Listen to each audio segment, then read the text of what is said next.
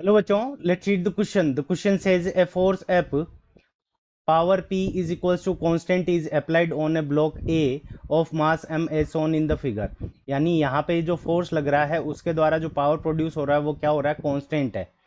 And F is parallel to the inclined plane. Then option A, the maximum speed of block A is P divided by mg sin theta.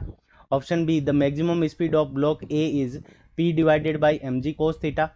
And option C, the speed of block A is first increase then becomes constant. And option D, speed of block A continuously increases. ठीक है बच्चों. सो इस question को करने के लिए हम क्या करेंगे, की कंसेप्ट अप्लाई करेंगे. सो की कॉन्सेप्ट. अब की कॉन्सेप्ट के अंदर हम क्या लगाएंगे कि जो हमारा पावर और फोर्स के बीच में जो रिलेशन होता है उसका फॉर्मूला यूज करेंगे.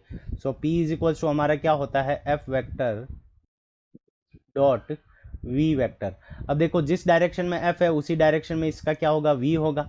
सो F और V के बीच में जो एंगल होगा वो हमारा 0 डिग्री होगा.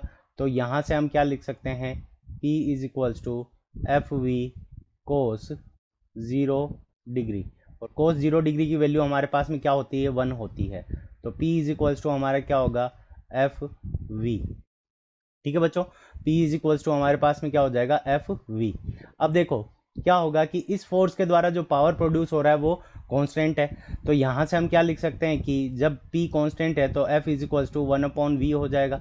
यानी फोर्स और वेलोसिटी एक दूसरे के इन्वर्सली प्रोपोर्शनल होंगे. यानी अगर हम वेलोसिटी बढ़ाने की कोशिश करेंगे तो फोर्स हमारा कम हो जाएगा, और वेलोसिटी कम करेंगे तो फोर्स की वैल्यू हमारी क्या हो जाएगी, बढ़ जाएगी. अब देखो, अब इसका अगर हम फ्री बॉडी डायग्राम बनाए तो इसका वेट क्या लगेगा, नीचे की तरफ लगेगा mg. तो mg हमारा नीचे की तरफ हो गया. तो इस वेट के दो कंपोनेंट हो जाएंगे, एक इस डायरेक्शन के अंदर और एक इस डायरेक्शन के अंदर. तो इन टुवार्ड्स द इंक्लाइंड जो हमारा कंपोनेंट होगा वो हमारा क्या होगा, mg साइन थीटा. तो जैसे हम फोर्स अप्लाई करेंगे इसके अंदर तो mg साइन थीटा हमारा नीचे की तरफ लगेगा. तो अब हम क्या करेंगे कि वेलोसिटी बढ़ाने के लिए फोर्स हमारा क्या होता जाएगा, कम होता जाएगा, क्योंकि हमें क्या दे रखा कि फोर्स और वेलोसिटी एक दूसरे के प्रोपोर्शनल है. तो व्हेन यानी F is inversely proportional to V है. तो व्हेन V इंक्रीजेज यानी V की वैल्यू इंक्रीजेज होगी, देन F डिक्रीजेज. तो F की वैल्यू हमारी क्या हो जाएगी, डिक्रीज हो जाएगी. जब हम वेलोसिटी की वैल्यू बढ़ाएंगे तो F की वैल्यू क्या हो जाएगी, डिक्रीज हो जाएगी. अब हमें ऊपर लेकर जाना है तो फोर्स की हम मिनिमम वैल्यू कितनी कर सकते हैं कि F नेट, जो ऊपर की तरफ जो फोर्स लग रहा है और नीचे की तरफ जो फोर्स लग रहा है, तो फॉर वी मैक्स के लिए हमारी मैक्सिमम वैल्यू जो फोर्स की डिक्रीज हो सकती है वो कितनी हो सकती है कि for V max F net is equals to 0. तो एफ नेट की वैल्यू हमारी क्या हो जाए, 0 के इक्वल हो जाए. तो उस कंडीशन के अंदर जो वेलोसिटी की वैल्यू क्या हो जाएगी, मैक्सिमम हो जाएगी. तो F net is equals to, तो उस कंडीशन के अंदर F minus M G sine theta, F minus M G sine theta is equals to 0. तो F minus M G sine theta is equals to 0.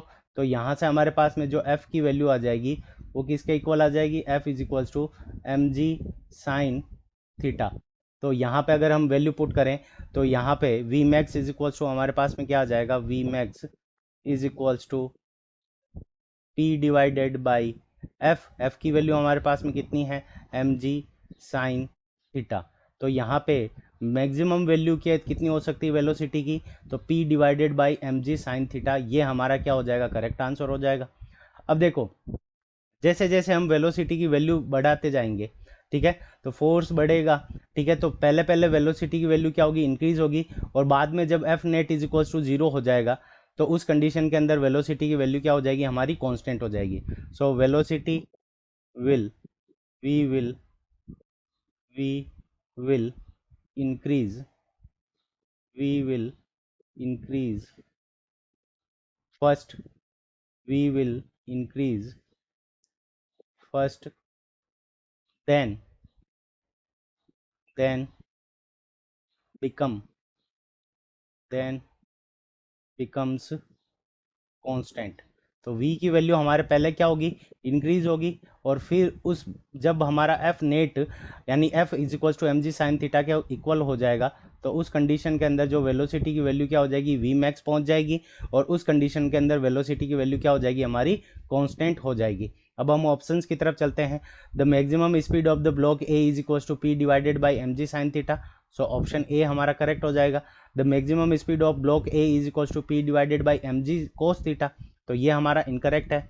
The speed of block A first increases then becomes constant, so option C भी हमारा correct है। Speed of block A continuously increases, so continuously increase नहीं हो सकती क्योंकि power constant है, सो option A and option C are the correct answer of this question. I hope you understood it well. Best of luck. Thank you.